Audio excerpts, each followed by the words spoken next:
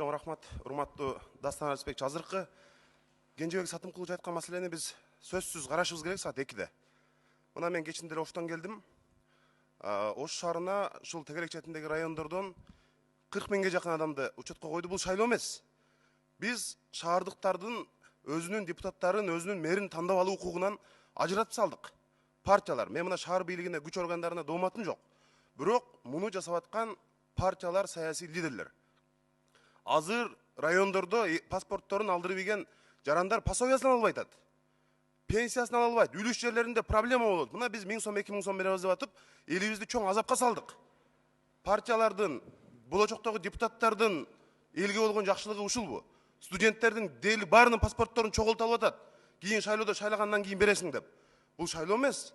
Ошон үчүн биз мындай жалпы партиялар мындай бир жигитче күрөшкө чыгышыбыз керек. Ал болбойт азыркындай кетсек. Пособиясынан райондордон чалып атат. Пособиясы ала албай атабыз, паспортубуз жок, бербей атат деп. Кредиттери бар. Ошондуктан саат 2-де чакырышыбыз керек. Сөзсүз угуп, мына ГКМБ, МВД, ГРС, Борбордук шайлоо комиссиясы кырдаалдан жыгынын жолун талкуулашыбыз керек. Менде сунуш азыр биз 6 айды, акыркы 6 айда учетко тургандар добуш бере албайт деген мыйзамды кабыл алып, колдон келсе өкмөт, парламент, президентке кайрылып, шайлоонун мөөнөтүн дагы 2 айга жылдырышыбыз керек. Азыркы учетко тургандар добуш бере албай турган абалга алып келишибиз керек. Кырдаалдан чыгуунун бирден-бир жолу ушул. Рахмат. Рахмат. Кийинки сөз депутат Момбеков Рыскели Чыныбекович. Рахмат, Дастан Арыспекович. Урматтуу өлкө башчысынын өкүлү, мен көтөрө турган маселенин маңызы президентибиздин дарегине багытталат, андыктан жакшылап угуп алсаңыз. Акнет деген компания бар болчу. Анын ээлери бар эле да. Мен былтыр ушул жерден Акнет компаниясынын тегерегиндеги болуп жаткан кылмыш иштери боюнча маселени көтөрүп, ал тургай президентибиздин менен дагы анын аппарат башчысынын орун басары менен дагы сүйлөштүм эле. Бардык нерселер мамлекеттик кызыкчылыгында эч кандай мамлекеттик рейдерлик жок болгону, салыктан жашырылган акчалар жөнүндө, аракеттер жөнүндө сөз болгон. Мен ошого ынандым эле. Мына 1 жылдан кийин мага азыр ошол Кубан Ажымудинов деген Акнетти түптөгөн, Акнеттик иштеген киши бүгүнкү күндө абакта жатат. Ачыгын айтканда азапта жатат. Ошол кишинин катын алдым, кайрылуу катын алдым. Жана анын атасы физика, математика илимдеринин кандидаты, окумуштуу Токон Ажымудиновдун президентибиз Сооронбай Шариповичке жазган катын алдым да. Мына 1 жылдын ичинде булар ал кезде эсеби камакта, ээси эркиндикте эле. Эми болсо ээсин камап салышып, эсебин ачып алган аз келгенсип, ал жердеги 910 миллион сом акчаны ортодон тополоң салып өлүп кетиштир. Мындайча айтканда кирешесине кирип кетишкен. Пойласына кирген, дойласына да кирип алган да. Мына ушул боюнча мен президентибизге болгон фактылардын бардыгын сиз аркылуу берип жиберуүнү менден өтүнүштү. Азыркы күндө ишкер абакта жатат. Жаза аткаруу кызматы врачтар консилиум чыгарып, октябрда ага тез арада операция жасаш керек деген да. Бирок ага дагы мүмкүнчүлүк бербей атат да. Бул деген эмне? Бул рейдерлик эмес, бул адамдын өмүрүнө болгон коркунуч да. Же аны сындыруу аракети, же аны тындыруу аракети болуп атпайбы? Мен дагы өз ишкердим айланып, журналисттер менен дагы баарлашып, бул боюнча журналисттик иликтөө боюнча бир топ балдардан өтүндүм. Бул жерде мамлекеттик деңгээлдеги рейдерлик, мүлктү тартып алуу фактылары барбы, жокпу? Аны убакыт көрсөт. Кандай болгон күндө дагы мендеги документтер, же болбосо мендеги актылар, мендеги фактылардын бардыгы бул жерден ортодон адамдар пайда көрүү максатында ушул ишке барган алып турат да. Эми эсебин ачып алып, ичиндеги акчасын баарын алып кеткен бул рейдерликпи?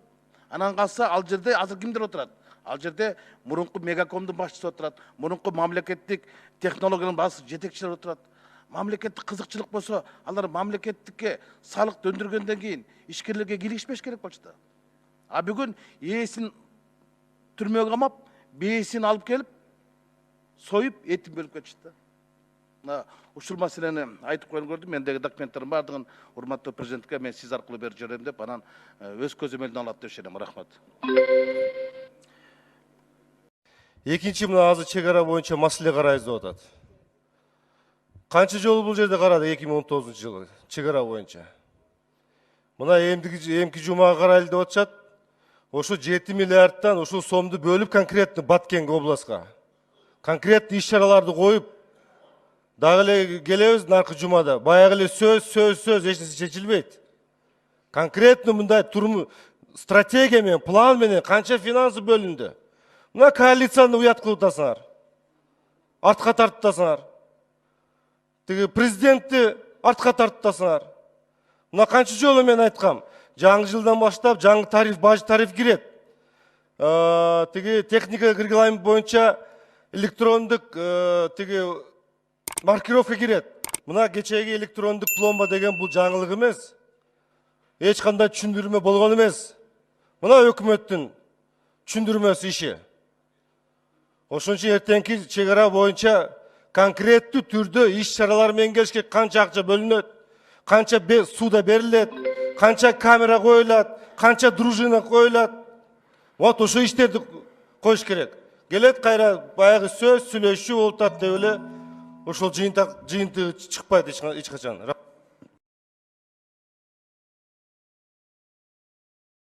Дастан Арсенович, Мухаммедкалый Дүйшөкеевич, мен мунуңуз кызыл кыяны мугалимдерге кандай кыйкырса мага да ошондой кыйкырсын деп атайын галстугум тагынбай келдим.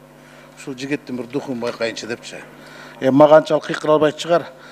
Сиз апендинин кызындай мактаган Жеңиш Разаков 4 жыл губернатор болду. 4 жыл вице-премьер-министр болду да, бирок 4 метр жерди чечпей кетти.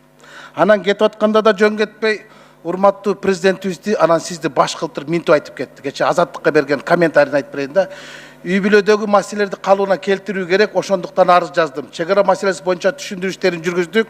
Жогорку кеңештин палатасына жалпы жыйындан өтүп түшүндүрүп чыктык. Бул кыйын маселе болгондуктан жеринде эле менен түшүндүрүштөрүн жүргүздүк. Менимче, чек араны чечүү маселеси көп жылдарга уланат. Мен баштаган ишти аягына чыгарыш керек беле же жок беле аны Кудай билет деп, мындайча айтканда чек коюп кетти.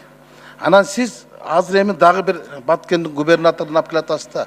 Дегеле биз Баткендин губернаторун алып келип эле вице-премьер кылып өрбөй, анда Баткендин губернаторун ошака коюп эле вице-премьер деген статусту макамды ошака берип койбойбу? Бизде кыргыз өзбек чек арасында маселе жок. Казак менен жок, Кытай менен жок. Болгону тажик кыргыз чек арасында. Анда Баткендин губернаторуна эле статус берейик вице-премьер. Ал так ошондой экен да. Сиз кандай көз караштасыз? Анан мунуңуздан башка өзүңүз сунуштап атасыз да, башка талапкер жок болобу депчи. Эми Улукбек Кочкоров окшогон мыкты жигит бар, министр, чекис десең чекис, чечен десең чечен. Мунуңуз деле мал доктор экен го, анан ара чолодо бунуңуз аксап калып, дагы уят болуп калбайсызбы деген эле өтүнүч эмес, өкүнүчтү айтып атам да. Ушуну өзүңүз сунуштап атасыз, жоопкерчиликти бар сизде болот да, Мухаммедкалый Дүйшөкеевич. Рахмат. Рыскелдин Чыныбекович, ал жерде Баткендин областын жетекчисин вице кылып берген, а бер жакта Өзбекстан боюнча да маселе бар да. Анда бер жакта Ош менен Жалал Абад областында да ошондой бериш керек болот. Башка мамлекеттер менен эле аягына чыга элек маселелер бар. Мындан тышкары чек арага жайгашкан, жакын жайгашкан калктуу конуштарды өркүндөтүү боюнча абдан чоң социалдык маселелер бар. Булардын баарын Баткен областында отуруп чече албайт аны. Ал өкмөттө. Анан бир чети, экинчи чети башка мамлекеттердин мамлекеттик комиссиялары өкмөттүн гана деңгээлинде сүйлөшүшөт алар. Алар өзлөрү келип Баткенде же болбосо биздин областтардын вице-премьер статусу менен сүйлөшкөндө ал башкача болуп калат. Алардыкы мамлекетте өкмөттүн мүчөлөрү жана вице-премьерлери келет. Анан бул жерде да биз өзүбүздүн деңгээлибизди карашыбыз керек да. Анан о чек ара боюнча өкмөттүн өкүлү да бүгүнкү күнгө чейин дайындалбай атпайбы? Бул киши кеткенден кийин кадр кызматын орду деле баштап бизде эмне кадрлар жокпу деген сөз келет да.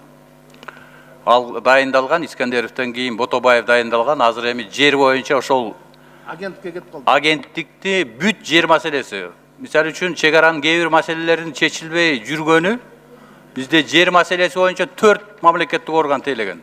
Эки жака тартып отуруп, ким эмнеге жооп берет дайын жок.